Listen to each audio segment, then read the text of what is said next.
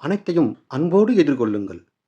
முதலில் நிபந்தனையற்ற அன்பு உங்களிடம் மலரட்டும். யாரையும் குறை கூறாதீர்கள். உங்களிடம் வரும் துன்பத்தில்தான் உங்கள் பெரும் மகிழ்வு அடங்கியுள்ளது என்பதை உணருங்கள். தினமும் தியானம் செய்யுங்கள். எது நடந்ததோ அது நன்றாகவே நடந்தது. தூண்டாத சந்தோஷத்தை அடையுங்கள். இன்று மட்டும் கோபப்படாதீர்கள். இன்று மட்டும் வருத்தப்படாதீர்கள். நிரந்தர மகிழ்வுக்காக எதை வேண்டுமானாலும் இழந்து விடுங்கள். எதற்காகவும் நிரந்தர மகிழ்வை இழக்காதீர்கள்.